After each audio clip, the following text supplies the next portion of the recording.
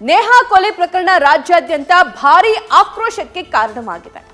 ಜನಸಾಮಾನ್ಯರಿಂದ ಹಿಡಿದು ಗಣ್ಯರು ಕೂಡ ಈ ಘಟನೆಯನ್ನ ಖಂಡಿಸ್ತಾ ಇದ್ದಾರೆ. ಈ ಬೆನ್ನಲ್ಲೇ ಪ್ರಕರಣವನ್ನ ಗಂಭೀರವಾಗಿ ಪರಿಗಣಿಸಿರೋ ರಾಜ್ಯ ಸರ್ಕಾರ ತನಿಖೆಯನ್ನ ಸಿಐಡಿಗೆ ವಹಿಸಲು ನಿರ್ಧಾರ ಮಾಡಿದೆ.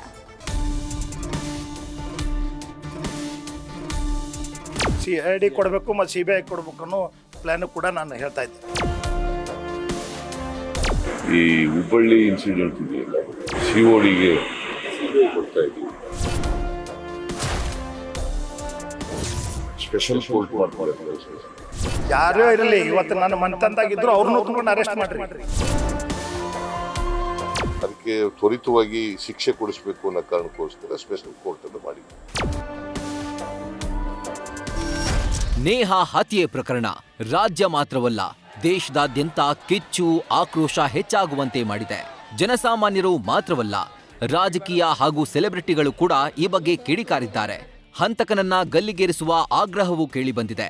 ಇಷ್ಟೆಲ್ಲ ಸಿಟ್ಟು ಸೆಡವು ಜನರಿಂದ ವ್ಯಕ್ತವಾದ ಬೆನ್ನಲ್ಲೇ ಸರ್ಕಾರ ಎಚ್ಚೆತ್ತಿದೆ.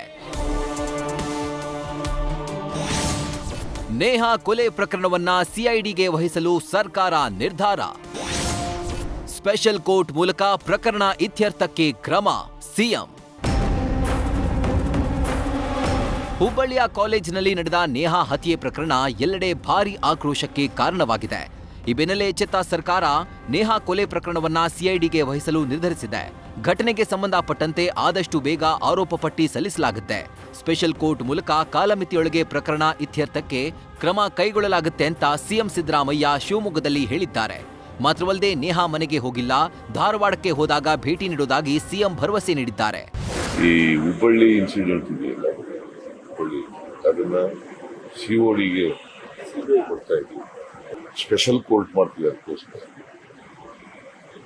ಸ್ಪೆಷಲ್ ಕೋರ್ಟ್ ಮಾಡಿ ವಿಶೇಷ ನ್ಯಾಯಾಲಯ ಮಾಡಿ ಅದಕ್ಕೆ ಟೈಮ್ ಬೋರ್ಡ್ ಆಗಿ ಚಾರ್ಜ್ ಶೀಟ್ ಹಾಕಬೇಕು ಮತ್ತು ಇದನ್ನು ಕೂಡ ಕೇಸನ್ನು ಕೂಡ ಇತ್ಯರ್ಥ ಮಾಡಬೇಕು ಅಂತ ಹೇಳಿ ಅದನ್ನು ಸ್ಪೆಷಲ್ ಕೋರ್ಟ್ ಕೊಟ್ಟು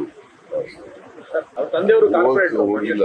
ನಾನು ನಮ್ಮ ಡಿಸ್ಟಿಕ್ ಇನ್ಚಾರ್ಜ್ ಮಿನಿಸ್ಟರ್ ಹೋಗಿದ್ದಾರೆ, ನಮ್ಮ ಕಾರ್ಯಕರ್ತರೆಲ್ಲ ಹೋಗಿದ್ದಾರೆ, ಮತ್ತೆ HK ಪಾಟೀಲ್ ಕೂಡ ಹೋಗ್ತಾ ಇದ್ದಾರೆ. ನಾನು ಅಲ್ಲಿ ಹೋದಾಗ ಹೋಗ್ತಿರ್ತೀನಿ.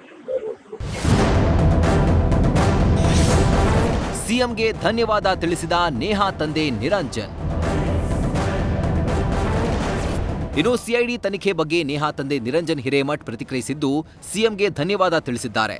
ಮಾತ್ರವಲ್ಲದೆ ಪ್ರಕರಣದಲ್ಲಿ ಯಾರ್ಯಾರಿದ್ದಾರೋ ಎಲ್ಲರನ್ನೂ ಅರೆಸ್ಟ್ ಮಾಡಿ ಅಂತ ಒತ್ತಾಯಿಸಿದ್ದಾರೆ. ಸಿಐಡಿ ಕೊಡಬೇಕು ಮತ್ತು ಸಿಬಿಐ ಕೊಡಬೇಕು ಅನ್ನೋ ಪ್ಲಾನ್ ಕೂಡ ನಾನು ಹೇಳ್ತಾ ಇದ್ದೆ. ಅದಕ್ಕೆ ಪ್ರಪ್ರಥಮವಾಗಿ ಮುಖ್ಯಮಂತ್ರಿಗಳಿಗೆ, ಗೃಹ ಸಚಿವರಿಗೆ ನಾ ಈ ಒಂದು ಆದೇಶ ಮಾಡಿದ್ದಕ್ಕೆ ನನ್ನ ಸಮಾಜ, ನನ್ನ ಹೋರಾಟಗಾರರು ಮತ್ತು ನಮ್ಮ ಎಲ್ಲ ರೀತಿಯಿಂದ ಅವರಿಗೆ ಕೃತಜ್ಞತೆ ಸಲ್ಲಿಸ್ತೀವಿ. ಯಾರೇ ಇರಲಿ, ಇವತ್ತು ನನ್ನ ಮನೆತಂದಾಗಿದ್ರು ಅವ್ರನ್ನೂ ತಗೊಂಡು ಅರೆಸ್ಟ್ ಮಾಡಿರಿ. ನನ್ನ ಮಗಳಿಗೆ ಪ್ರಮುಖ ಮಾಡಿದ್ದು ಅಥವಾ ಏನಾರು ಹಿಂದೆ ಇದ್ರು ಕೂಡ ಅವ್ರನ್ನೂ ಅರೆಸ್ಟ್ ಮಾಡಿರಿ.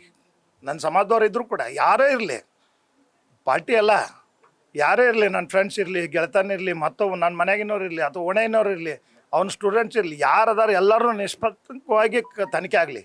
ನನ್ನ ಇದ್ರೂ ನನ್ನೂ ಕೂಡ ಅರೆಸ್ಟ್ ಮಾಡಲಿ. ಬಿಜೆಪಿ ಕಾಲದಲ್ಲೇ ಹೆಚ್ಚು ಕ್ರೈಮ್ ಆಗಿತ್ತೆಂದ ಸಿಎಂ. ಇನ್ನು ರಾಜ್ಯದಲ್ಲಿ ಕಾನೂನು ಸುವ್ಯವಸ್ಥೆ ಹದಗೆಟ್ಟಿದೆ ಅಂತ ಬಿಜೆಪಿ ಕಾಂಗ್ರೆಸ್ ಸರ್ಕಾರದ ವಿರುದ್ಧ ಕಿಡಿಕಾರಿದೆ. ಕಾನೂನು ಸುವ್ಯವಸ್ಥೆ ಕುರಿತ ಬಿಜೆಪಿ ಟೀಕೆಗೆ ಸಿಎಂ ತಿರುಗೇಟು ಕೊಟ್ಟಿದ್ದಾರೆ. ನಮ್ಮ ಕಾಲದಲ್ಲಿ ಕ್ರೈಮ್ ಕಮ್ಮಿ ಆಗಿದೆ, ಬಿಜೆಪಿ ಕಾಲದಲ್ಲೇ ಕ್ರೈಮ್ ಜಾಸ್ತಿ ಇತ್ತು ಅಂತ ಡೇಟಾ ಸಮೇತ ಮಾಹಿತಿ ನೀಡಿದ್ದಾರೆ. 2023ರಲ್ಲಿ 1295, 2022ರಲ್ಲಿ ಯಾರಿದ್ದವರು, 2021ರಲ್ಲಿ ಯಾರಿದ್ದವರು, 2020ರಲ್ಲಿ ಯಾರಿದ್ದವರು, 2019ರಲ್ಲಿ ಯಾರಿದ್ದವರು, ಆ ಎಲ್ಲ 4 ವರ್ಷಗಳಲ್ಲೂ ಕೂಡ 1300, 1318, 1342, 22ರಲ್ಲಿ 1370 ಯಾರಿದ್ದವರು. ಆಗ ನಮ್ಮ ಕಾಲದಲ್ಲಿ 1295 ಯಾರಿದ್ದವರು. ಆಗ ನಾವು ಕಡಿಮೆನೋ ಜಾಸ್ತಿನೋ. ನೇಹಾ ತಂದೆ ಏನು ಹೇಳ್ತಾರೆ, ಇನ್ನೂ 4 ಜನ ಅದನ್ನು ಇನ್ವೆಸ್ಟಿಗೇಟ್ ಮಾಡಿ ಅಂತ ಹೇಳಿದ್ರು. ಆ ಅಂಗಲ್ನಲ್ಲೂ ಕೂಡ ಇನ್ವೆಸ್ಟಿಗೇಟ್ ಮಾಡಬೇಕು. ಅದಕ್ಕೆ ತ್ವರಿತವಾಗಿ ಶಿಕ್ಷೆ ಕೊಡಿಸಬೇಕು ಅನ್ನೋ ಕಾರಣಕ್ಕೋಸ್ಕರ ಸ್ಪೆಷಲ್ ಕೋರ್ಟ್ ಅನ್ನು ಮಾಡಿದ್ವಿ. ಒಟ್ಟಾರೆ ರಾಜ್ಯಾದ್ಯಂತ ನೇಹಾ ಪ್ರಕರಣ ಭಾರೀ ಸಂಚಲನ ಮೂಡಿಸಿದೆ. ಹಂತಕನನ್ನ ಎನ್ಕೌಂಟರ್ ಮಾಡಬೇಕೆಂಬ ಒತ್ತಾಯ ಕೇಳಿಬಂದಿದೆ. ನೇಹಾ ಕುಟುಂಬಸ್ಥರ ಒತ್ತಾಯದ ಮೇರೆಗೆ ಸಿಐಡಿಗೆ ಪ್ರಕರಣವನ್ನ ವಹಿಸಲಾಗಿದೆ.